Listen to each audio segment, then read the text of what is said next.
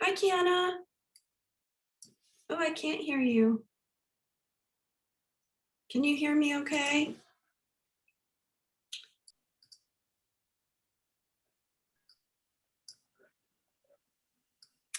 Good morning, On Track students and team. I'm so excited you guys are here. I know this is earlier than we normally meet for a special guest. So we're going to put our best practices up there and remind all of you to come in with your mics muted, because we would rather be able to hear really well without some background noise. You know how those dogs can be and those little brothers and sisters. And at the end, when our guest is through, we'll do a Q&A and you'll get to put your questions into the chat box and have a chance to ask a question. So yes, welcome. We're going to give this a few more minutes and see who else can join us today.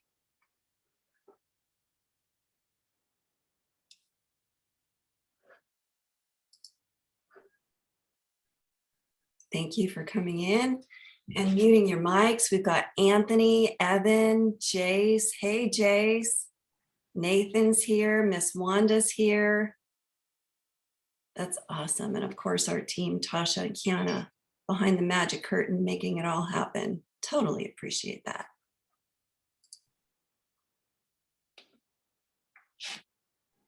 So here are your tips. Make sure your mic is on mute. Use the chat box at the bottom of the screen to ask questions. Make sure it says everyone. And when you have a chance to ask your questions, we'll unmute you, or you can unmute yourself and ask questions during the Q&A. And in the top right, make sure you click on speaker view so that you can see Sarah. All right, excellent. We're going to go ahead and get started. Yeah, you know what? It's a great thing to go in the chat, say hi, tell us where you're from so Sarah can get an idea of where everybody's from today. That would be great.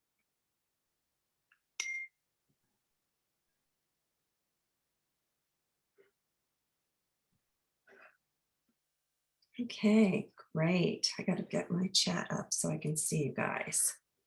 All right. Well, welcome to today's webinar. I am really excited to introduce Sara Price. Sara graduated from On Track School in 2008. So that's a quick math problem for all of you out there. That's 13 years ago. And I'm so excited. I encourage you to look at Sara's Instagram and see her travels. She just got back from Africa. She's going to tell us all about the kind of racing that she does. And yes, it did start on a motorcycle, but it didn't end on a motorcycle. So thank you, Sara, so much for joining us. This is a really special time where we invite inspirational people, and you're an inspiration to me. So I wanted to definitely have you on our live webinar show because we want our students to know your inspiring story of how you followed your passion, how we helped you, and what you're doing today. So thank you so much for joining us. Oh, thank you so much for having me too. And obviously without On Track, I would not be where I am today, because a lot of racing, even though it's what we love to do and it's something that's a passion of ours, it takes business. It takes, having brains and being able to present yourself to get there. So thank you for providing me those tools. Yeah, you bet. You bet. It's exciting. I know, right?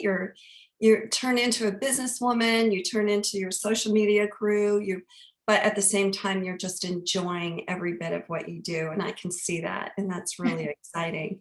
A lot of our students still, 70, I think 80, 90% are still motorcycle or four-wheel off-road enthusiasts, and they compete all over. We also have horseback and golf and tennis and NASCAR and karting, kids in Italy, and it's exciting. And I know that they're all going to be excited to hear your story. So we'll have Kiana put your slideshow up and have you get started.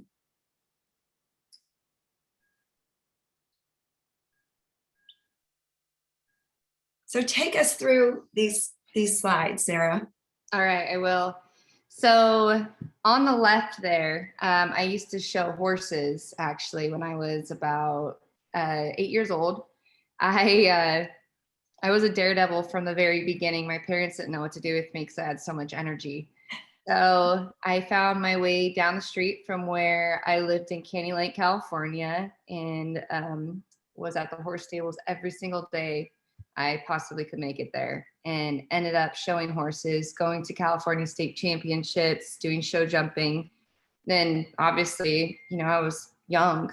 But then my brother was racing dirt bikes. And so instead of just going to the track and watching him ride, they were like, what are we going to do with Sarah? She has so much energy. So I got my first dirt bike on Christmas morning, which was an XR50. And I just would do laps over and over again all day long while my brother is training on the other track because he was 5 years older than me. And they entered me in my first race and I won it. And then I kind of just transferred to motorsports and dirt bikes and motocross full time. And I never looked back. I kind of dragged my parents around wanting to go race this and do that. And just, the sky was the limit for myself and I just wanted to reach it. And who would have thought I would have reached it as far as I did this far, and pretty incredible. So this is when I started climbing in my motocross career. And my whole dream ever was in motocross was I want to be on Kawasaki Team Green, which is the top amateur team in Kawasaki. And it was just, I was a Kawasaki girl from the very beginning. I loved Kawasaki's. And that's all I wanted to achieve. Is I wanted to be on that team. I want to be good enough to be on that team. And I did. I not only got on the amateur Kawasaki Team Green program, but I also was the first factory female racer for Kawasaki. And that's a pretty big feat in itself to be able to achieve that. And so this is when I started climbing through the ranks and getting a part of that team and winning many championships for Kawasaki. And just, it was a crazy experience. This is when I went from traditional school to on-track school. And my parents would travel on the road with me every single day and bring me to these nationals all around the US. And, it was the transition of my parents and the schooling system was, hey, she's not missing school, because they wanted to hold me back because I was racing so much. And they're like, she's learning about these monuments in history actually by seeing them, not in a book. Mm-hmm. And so that was a big thing for my parents, was to get that life experience. And for myself today, I think it's still so important to just go out there and experience it instead. Like firsthand, getting to learn anything and everything is most important. That's the best way I learn. And I'm sure a lot of people as athletes do, because we're all kind of ADD in our own way, I would like to say. It's true. Even when we would travel with Michael and Allie, and he was on Team Green, I would say, gosh, can we just take 20 minutes and go see the Grand Canyon, right? Because we're always in such a big hurry. And there's no better teacher than live experience. So I totally agree with you. Yeah, definitely. So yeah, I worked hard. Every day I would train and go to the gym, go to the track. Everything had to do with reaching my goals in motocross, and some traditional things of growing up and having a normal childhood, like friends, or going here and doing that at school. It kind of, that wasn't my case. It was, I had a different focus. And one of the biggest things I've learned is just adapting and being open to change to continue reaching your goals. And that's exactly what, I've set out to try doing. Yeah. And, I think often when people would call years ago, I don't think I get the question very much anymore. Well, what about socialization, right? Because I think that it is a community, it is a family. And, I think kids that grow up in the moto community feel very comfortable knocking on another motorhome door and speaking to those parents. And, I think that the social skills are really well. But you mentioned something else that I think is also key here. You developed a work ethic at a really young age, and you realized, that you could achieve goals if you just marked things off and kept consistent with them, like training and working out. So that definitely has a lot to do with where you are right now. Yeah, definitely. I think the socializing aspect, it's different, like we're there racing, we're there being taught we need to be professionals, and we want that sponsorship, we want to excel in that race, and it's a different form of socializing than just trying to have friends, like we're there with friends with our race competitors. And it's crazy to even the fact that you're saying knock on motorhome doors, like that was our life. Like we travel around the country and we go motorhome to motorhome, in every other state. We're racing against each other and we see their rigs pulling, we're like, oh, like Weston Pike was he graduated in our class too, and we were always buddies that always parked next to each other. And it would be like, oh, Weston's here, all right, cool, we're gonna go ride our bicycles now.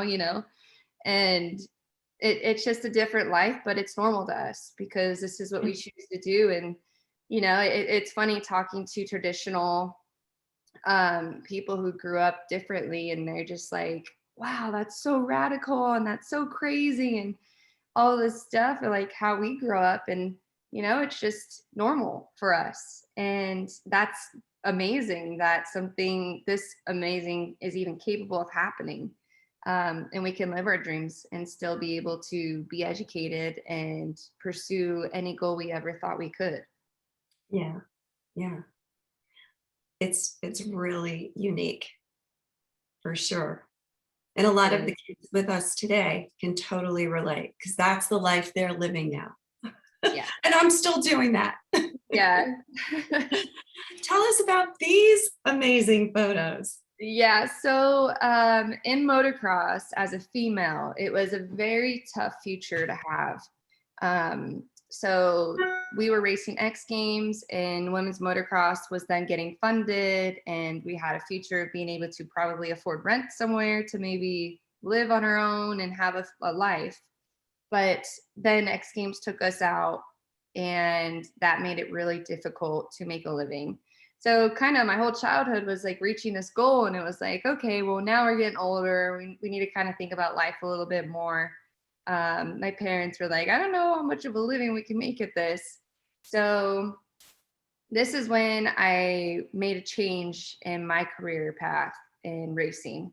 I know that no matter what, I wanted to be racing. Racing is what fills me up to the complete top in my heart. And so it's my passion. It's everything I want to do. So I didn't want to give that up, but I also needed to figure out a future for myself if the sport I was in didn't provide that. So I started my own business. I started an auto touch-up company. So started painting cars to afford one of these. And that was actually my first car I ever bought. And it got me into four-wheel racing and driving. And yeah, so I ran my business, and I remember being in the garage and being like, I'm going to do this and I'm going to make this much just so I can get racing, and then I can afford to eat and I can afford to pay my mortgage, because I ended up buying a house. And yeah, I did it. And still to this day, it's pretty crazy to think about that. I just, I made this goal and I reached it. But I bought this car and I would prep it. I would work on it all by myself, trying to get to the next race and do well. And, this is a little bit safer than motocross. So my parents were happy about that, because with age comes a cage, they say, but even though I wasn't very old at this time.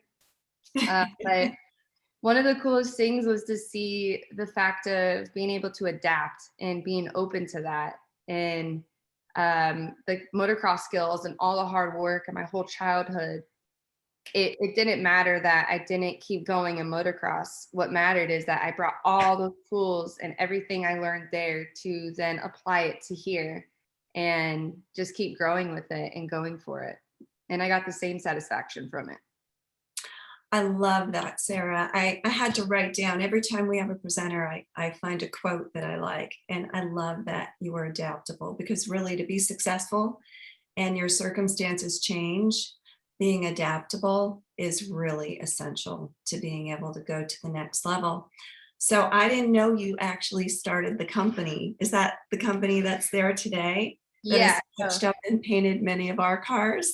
Yep, I still have SP Enterprises is what it's called, but and it's grown in many ways, but I just did it myself. My whole family comes from auto painters, so I was Ah, kind of like, how am I going to make this happen? How am I going to afford to go racing? And so yeah, I started the business and just kind of went for it. Like it wasn't like I was this seasoned pro in painting cars, but I did everything I possibly could to learn as fast as I could to get out there and make money as fast as I could. And I wasn't making crazy amounts, but I was making enough to be able to still pursue my dreams and go racing. And this time I was taking on a whole new genre of racing, and it was having to learn again and having to go through the ranks again. And but I loved every ounce of it, and I did everything from the beginning to the end in this car, especially. So this one is a pretty important aspect, I would say, in my life in general, because it taught me, learning the mechanics. And you don't just have two wheels now, you have four. So this is a lot more work in cars, a lot more work in the garage than you get to drive them. And in motocross, you can kind of just hop on the dirt bike whenever and they're pretty ready to go. But it's a big deal to be able to evolve, because I haven't met one person in my life that hasn't evolved that is successful, because success is never just one way. I think people they get stuck in the way that they've done it and they've been successful before. But in life, everything is constantly changing and evolving. And the only way for you to keep being successful is to be open to change and to evolving as well and adapting to new things. So yeah, it's definitely important. there's a life lesson. Everybody needs to take note. Great job. All right, let's go to the next one. Okay, cars are changing. Yeah. So evolving, you're going to see a lot of in my life. So it's going to be a little hard to keep up with everything I've kind of like dabbled in. I got very close to a dealership that I worked with, and they were like, hey, we have this Scion if you want to go take it to the track. And I was like, you know what? Yeah, of course I will. I would love to just get that experience and just get to do something new and get that chance to just hop in something like this and learn. And at the time, I didn't know how to drive a stick shift. So I kind of learned driving stick in this car. And I don't know if a lot of people know that, but it was kind of crazy that from the motocross, it just kind of clicked. When I'm on the track, I can drive the stick better than I do in around the town. So it was really funny. But yeah, so this was just time attack. I did a few races on asphalt, and it was a learning experience, a lot of fun. It's kind of like the only asphalt I've still done today for the most part. The only other thing I've done is with the Hoonigans. I did a rally car program with them in a Fiat, and we did hill climbs, but we were still on dirt a little bit of it. So yeah, it was a good experience to learn about this. That's cool.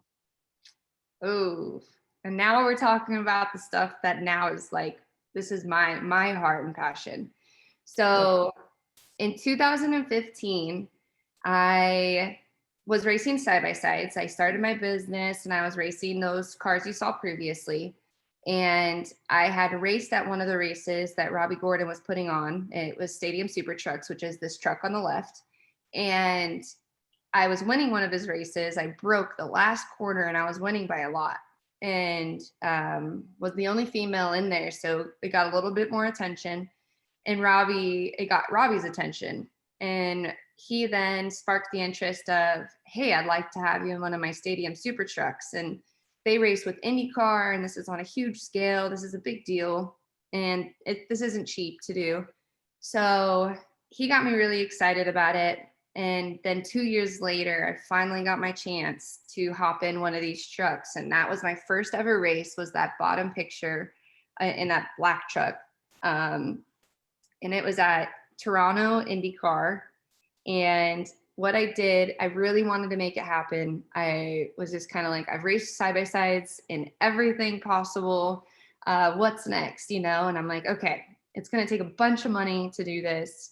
I don't have sponsorship. I have a little bit of sponsorship, but not enough to even cover all of it or half.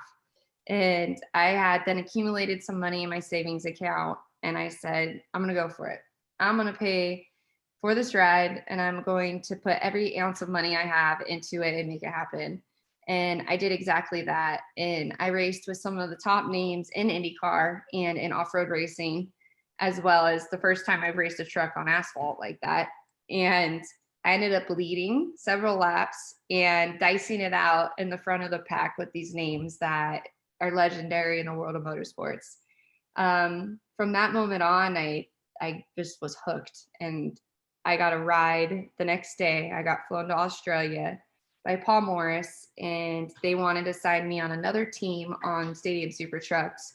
They wanted to see if I was the real thing. So they had me kind of go to Australia, and they wanted to see like, okay, like, is this girl legit or is she just getting lucky? And then I got a ride with UFD, and I got to race the trucks for the following year.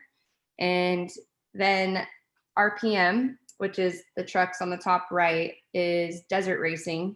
And this is something that I never thought I would ever get the chance to get to do. But I just kind of put myself in the right spot, the right time, and get to show my talents in the right space to the right people. And the owner of that team, he has a bunch of trophy trucks, and we're talking about huge budget programs and not much support to get in them. So you kind of have to be lucky and be in, the presence of the right people. So going to that desert racing, I got the dream ride, and that was to drive a trophy truck spec in off-road racing. And oh boy, you have no idea when I got that phone call what the feeling was to get that opportunity. And I took every single ounce of everything I had to make sure that I utilized that opportunity and gave it my all, because I knew that I wasn't going to get much time in the truck, number one. So I had to kind of adapt really fast and show my skill, right off the bat. And then also we were at a hindrance, being a female, being tinier, not as strong. Those wheel and tire packages weigh about 160 pounds. Mm-hmm. And to change a flat tire is something that they try to make one person only do. And I wanted my best friend, who also has been my spotter in the short course and the side-by-side you saw, the Polaris Razor, and then in everything else I've ever done, I wanted her to be my navigator. And so we were already told, well, we're not going to be a threat because we're too tiny. We can't change a tire as fast. We made sure that we did not have that stigma attached, because we worked our butts off and we freaking did tire changes up galore to figure out how to go fast at it and do it as a team. So it's not just one of us that gets out of the truck like everyone else. It's two of us, but we still do it in the same amount of time as all the men would. And so that didn't hinder us. And then later on, I put my head down. We kept going with it. And we kept doing really well in the truck. And we got support to do the whole Score International series. And we ended up winning the Trophy Truck Spec Championship. Iron womaning every single race. So the 1,000, the 500, and the 250 and 400, I drove every single mile of the championship and we won. And the 1,000 took 19 and a half hours straight in the truck, which is a long time to be in a vehicle, especially in off-road racing. And oh my gosh, what year was that, Sarah? That was 2019. Oh my gosh, I remember the picture. So yeah, I don't know if our community knows that much about how hardcore that is. And it's in Mexico, it's in Cabo, all up and down 1,000-mile peninsula. And it's really gnarly. In fact, there used to be booby traps. Are there still those things going on? Yeah, definitely. And that's one of the things, like in Baja and desert racing, is like you always have to be kind of on guard, and things are always changing. And you might come up to a section and you have all the locals covering part of the track, and you're like, wonder why are they covering the track? And so you kind of you have to use your intuition so often down there. And I just love that, though. I love that it's forever changing, and you kind of have to like be on your A game 24/7. But yeah, it's a long race, and keeping the vehicle together is important, and having a good team.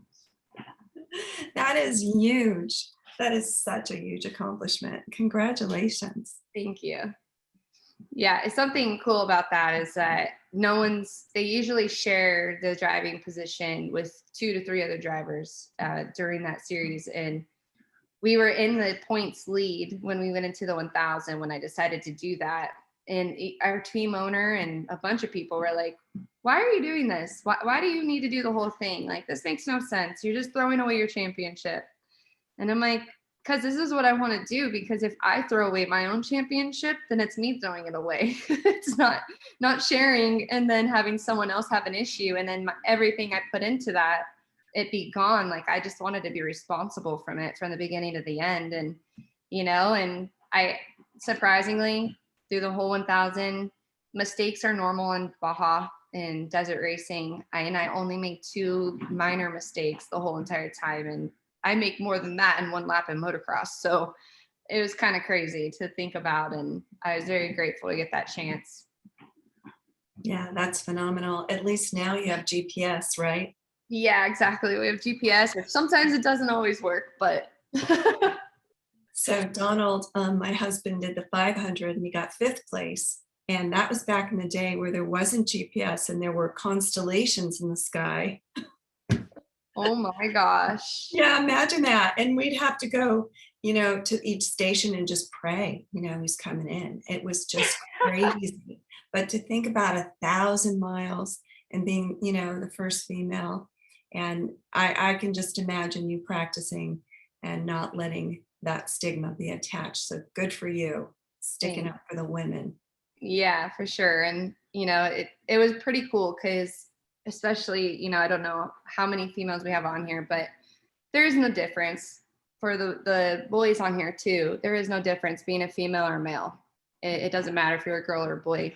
When you put a helmet on, you're a racer. And so that was something that was really important to us. And when we show up in Baja, it's not, oh, here's the girls. It's, oh crap, Sarah's here. We better be our A game. And that's what you want to be looked at. You want to be respected as a racer, and it's super important. Yeah. So something new, which was really cool, is this is actually huge in the world of motorsports and for myself, and never ever thought I would be in this position either.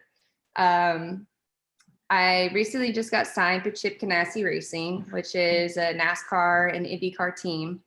And we are racing a brand new series in the world of motorsports called Extreme E, which is advocating for climate change and all these incredible things that are happening to grow awareness for the world and what we can do to help the world be a better place and our environment. So it's an electric SUV that we're racing. It's a spec series, and we race for the Hummer EV program. I have a teammate. So every team has a female and a male. And my teammate is Kyle LeDuc. And we travel all around the world racing this series. And we have gone already to Saudi Arabia and Africa for our first 2 races. They haven't turned out the best, as we had some incidences at both of them, but we've been very fast, the fastest team so far for times. And if you would have asked me 5 years ago, I would have never thought I'd be in this position, but I would have told you that my dream would be traveling the world racing. And little did I know, putting that out there 5 years ago, that I would be exactly doing that. And I'm traveling the world racing for one of the biggest legendary teams in America and in the world, with the most elite racers in the world. We're racing with F1 drivers, which is the top tier of racing in an automobile. So it's pretty crazy. I'm grateful, and I'm still in cloud 9 about it, but dreams do come true. Well, and I can hear it. I can hear it in your voice, and I can see it in your face. And, I think that is so important to realize, that what you put out there. So Yep. First you have to believe in yourself. You have to know that, if you put a goal out there, it can happen. I do that all the time. I write goals down. I write big dreams down. That's what we call our agenda. And On Track School, Tasha and I work off a Dream Big doc with Wanda. And the things we write down, they happen. But if you don't stop and you don't dream and you don't write those things down, they're just out there waiting. You know, they're just out there waiting. They're not going to evolve. They're not going to adapt. They're not going to change. So that's just a awe-inspiring story. Yeah, and honestly, I've been a big advocate for this. I have to say a lot of people that help me, I have probably swayed them from normal jobs. And the reason why is because they aren't doing what they really love. And I think I always believe in planting a seed and creating opportunity. Opportunity is not always just given. You aren't just always lucky. You don't always just get it. You you put it out there. If you think it, feel it, you want it, you talk about it. You don't realize it, but you are. And that person might hear it somewhere else. And then it just kind of snowballs and you planted the seed that's now starting to grow somewhere and you don't even realize it. And then the opportunity kind of just comes to you. And so if you really want something, you just have to like put it out there and think it, live it, do things towards it, and it will happen. Like I'm a total believer in that. And like right now, I'm in the process of buying my dream house. And I bought a house in 2012. And at that time, like the market was at its lowest. And this house now today is nothing compared to what these houses are worth. It's crazy. And little did I think I would be putting money on a property like I am right now. And the fact is, I'm nervous, I'm scared, but at the same time, I am 100% confident. And I'm kind of like, okay, I'll make it happen. Either which way, I will make it happen. You can always make things happen. There's always money to be made if you have the mentality, and you can always still live your dream no matter what it takes. Yeah, that's beautiful. And you have this experience behind you, and it's just repeat, Yep. right? You've put yourself out there. It happened. And now you go to the next level. That's really exciting. We have Shelby is in a chat with me, and she's saying that Justin Rankin, the reason he got into off-road after karting is cerebral palsy, but you are his hero. So Oh, that. that's so awesome. I haven't done much karting, but my brother loves karting. But that is about planting the seed, right? And I agree with you on opportunity because I don't believe in luck. Yeah, there's something about being in the right place at the right time. But if you're not mentally open to the fact that you do create your opportunity, then there's less and less of that opportunity available to you. Agreed. And then also too, sometimes the opportunity might be something that like I would have never guessed I'm going to be traveling the world racing electric cars. Like never would have thought any of this, or being in a trophy truck. It's crazy, but at the same time it's being open to new opportunity and new things that kind of come your way, and don't say no. Just kind of be like, okay, I'm going to think about this. We'll look into this, and you start kind of manifesting it and it becomes what you really ever wanted. It's crazy. And like, looking at this picture in the background, that's an actual trophy truck, which is I raced the championship for the trophy truck spec, which is just a littler engine. And this is the big dog. And this I got because of that trophy truck spec. Doing well there led me to this. And they took a risk on me by letting me drive their $500,000 truck. And I absolutely, same thing. I utilize every single opportunity I get the most I possibly can with what I'm given. And most of the time I don't get to just train at it every single day like I did on a motocross bike, but I take those skills and I apply them where I can in this form of racing. And you just go for it. And I never would have thought I'm going to be in this type of vehicle. This is the top dog in all off-road racing.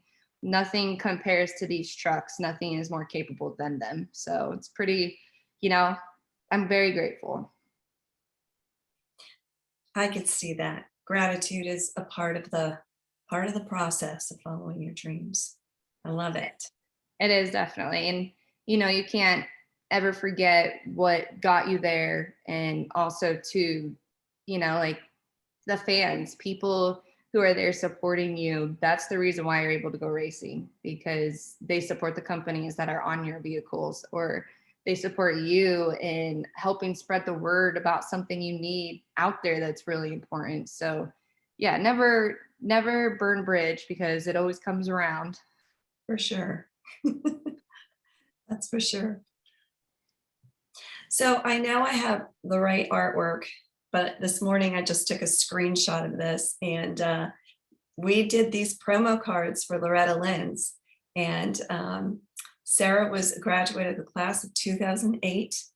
And we did this card and we handed this out at Loretta's. And you see other graduates that year, or they might have even been amateurs, but my son Michael graduated alongside Sarah. They got to walk across that stage that you're all familiar with at Loretta Lynn's. And back then, Sarah, I think we had maybe 6 graduates a year. Now we're up to like 35 graduates a year, and it's exciting. It's been so exciting to hear your story because we haven't visited in a long time. You've been busy, I've been busy, but oh my gosh, now I want to go and look up that Baja 1000 ride and look at those pictures again with a new lens. And you said some things, and we're going to open this up for questions in just a minute.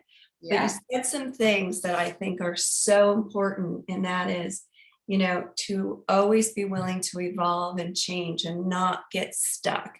And that's a challenge. What would you say to these young students in our community about when they do get stuck, with those injuries and they get you down and the pressure and who's at the track and how are they going to win?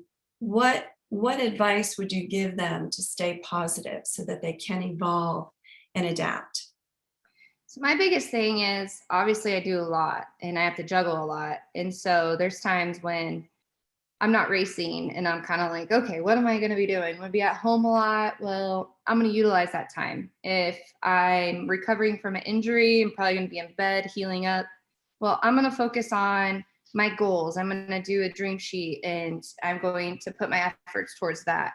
I think the biggest thing you can possibly do is find a positive in every situation you're in to prioritize what's important to reach your goals.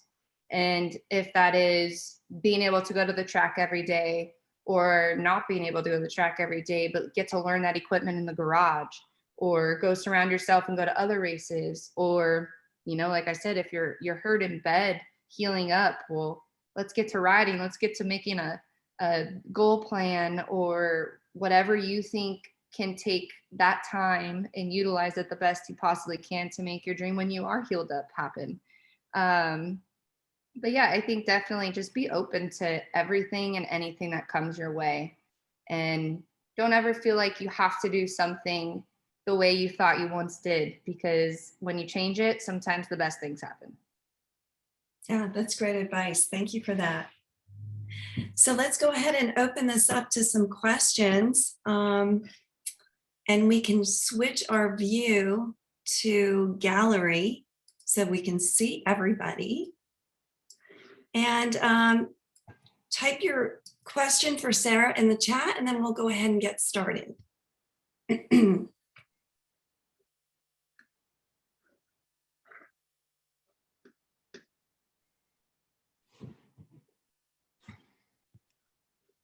Now, don't be shy. We have a few of our teachers here. Okay, I got to put my glasses on. Chase, why don't you go ahead and unmute yourself, Chase, and go ahead and ask your question. What is your all-time favorite kind of racing? Ooh, that's a hard one. I would have to say motocross. You feel the most free because you're not strapped in and you're not in a car. And I get a little claustrophobic before I take off in a race in the car, but then when you go, it just all kind of disappears. That's a hard one. I have to say the trophy trucks are my heart now, but my first love was motocross. So it's a toss-up between motocross and, racing trucks. Which one would you think would be my favorite? Trucks. Yeah, trucks are pretty cool. Thank you. You're welcome. Thank you, Chase. How fast is it? And we've got Vanessa. We do have some female racers and riders. So go ahead, Vanessa. How fast is the electric truck? So the electric truck can go about 120 miles per hour. They have it in kilometers over there. Well, because the car actually is stored on a ship. And this ship is the series owns it. And they get loaded up and they get traveled around the world on the ship. So they're based out of Europe, and so everything's kilometers. And then it's kind of funny because it doesn't go off of horsepower, but it goes off of kilowatts on how you measure the horsepower. But I would say equivalent to 120 miles per hour. And how long does the battery last? That is still a thing I think the world of electric is working on. The battery lasts about 30 minutes at full pace. And it gives and takes on what kind of terrain you're on. So in sand, it goes a little bit faster than that.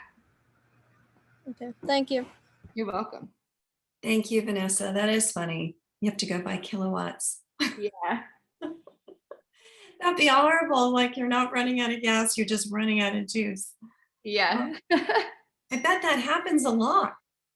Yeah, it does. How frustrating. Yeah. Anthony, go ahead. Thanks for being with us today, Anthony. What was your all-time favorite opponent for any type of racing? Oh man, my all-time favorite opponent. That's a great question, Anthony. Yeah. You know, I guess growing up, if you would have like that one opponent that was always your kind of competition, but I've had so many in so many different forms. Honestly, I would say yourself is your biggest opponent, to be honest, because it's like, you know, I see my boyfriend's on here, Ricky Brabeck, and you guys might know his name as well. But he and me are the same way. And I would say we don't really look at others as the competition because we're so hard on ourselves that we know what other people are capable of and that there's always going to be people out there working hard and being better. But I think most of the time it's controlling your own self to not be your enemy. So I would say myself, it's probably the toughest opponent. That is a I like great that answer. Thank you. Yeah. Yeah, Anthony, wasn't that a great answer? Love that. Vanessa, you're up again. Do you like gas or electric trucks better? Ooh. So I'm new to the electric. This series is the first electric kind of form of racing I ever done. But it's a toss-up. The electric is the future and it's moving in that direction. If we like it or not, it's always going to be the new thing in the world. So, you know, I'm very open to the potential of it, but obviously gas is still very competitive. We can still do long races in Baja. We can't do those in electric car yet. So getting to do what I absolutely love, we have to still do a combustion engine, but what Extreme E is doing is pretty awesome because we get to go race electric cars all around the world and do it for a good cause. Okay, thanks. Thanks, Vanessa. Danny, Coach Okay. Danny, one of our very own coaches. Hi. So I think it's totally awesome that you have absolutely rocked this racing thing and that you've reached a lot of your goals. And for most of our students and us included, if you had to pick 3 words for reaching those goals, what would your top 3 words be? Well, if you're talking 3 words like never give up, those would probably be my most, you know, never give up because it's not always easy. You're hearing the good side from it from me. And so there's not always the good side. There is the side that you're like, why do I do this sometimes? And you're just like, why is this so hard? This is really not what I thought it was going to be. And the choice is that you never give up. And when you get through the hardest times, that's when you get the brightest times. So sometimes it's those moments that are the hardest, but they cause for the best times. So never give up. Of course, Danny, that would be such a great question to ask. Thank you so much for being on here and asking that question.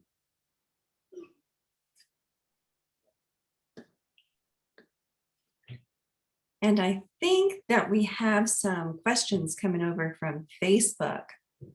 One of our coaches, or maybe Tasha, is going to share those with us. Yeah.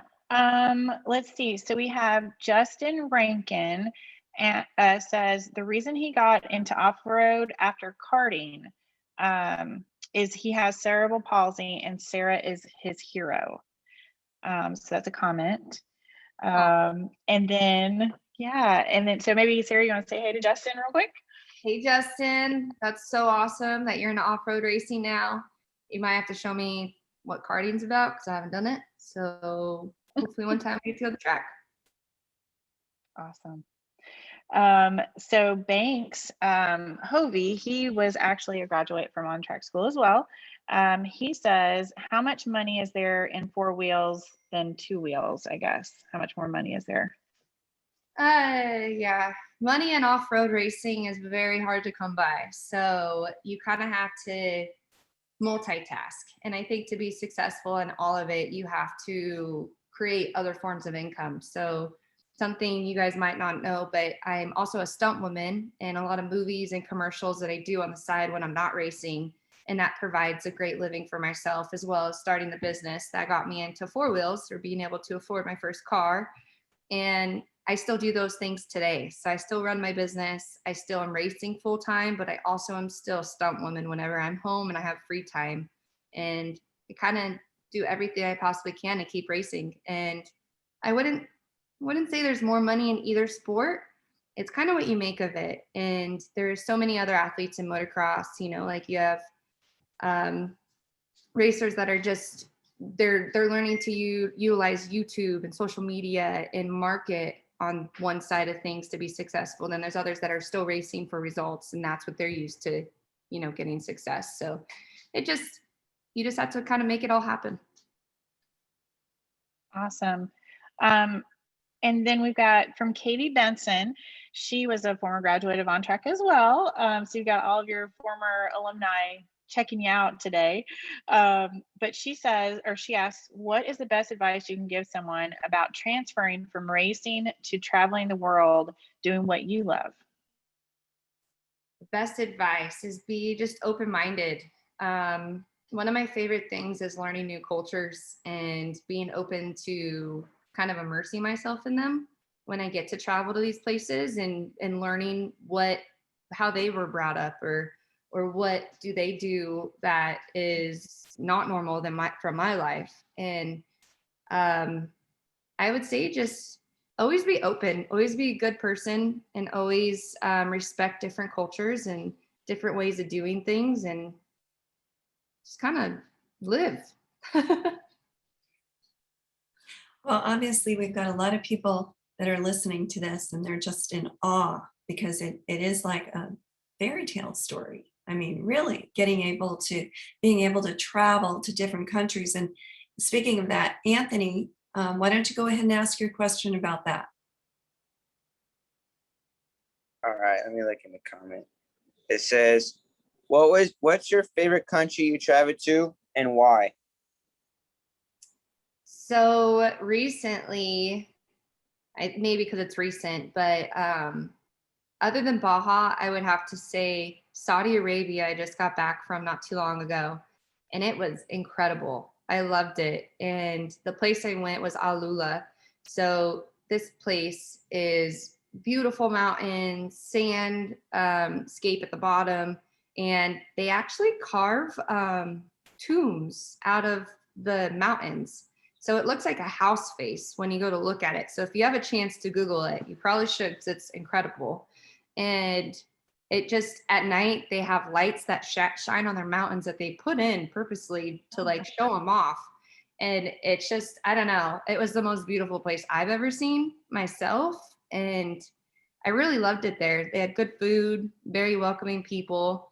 Yeah, I really liked Saudi Arabia. I'd have to say that's my favorite so far.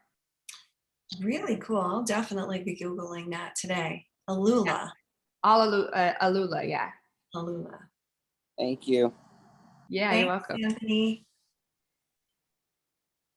I think we've covered all the questions so far, and we're just about to wrap up. Anybody else have one more question for Sara? Because she's about to take off for Iceland. We've got to respect her time and let her get on with these amazing adventures she's on. And be sure to follow her on her Instagram if you want to see some of these great pictures. Yeah, message me if you have any questions ever. Will do. Well, Sarah, thank you. I think we're good. I thank you so much for your time and sharing your inspiring story of passion of what you do and watching you go from one thing to the next. I just can't wait to see what the future has in store, because I know one thing. I know that you're not going to give up and that you're going to take advantage of opportunities. You're not going to be stuck. You're going to have an open mind, and we just thank you so much for sharing that with us today. Oh, thank you. And all of you guys and girls out there, so cool what you're doing, and keep doing it. And can't wait to see what the future holds for you too. Awesome. Thanks, Sarah. Take care. All right. Bye, you guys. Bye.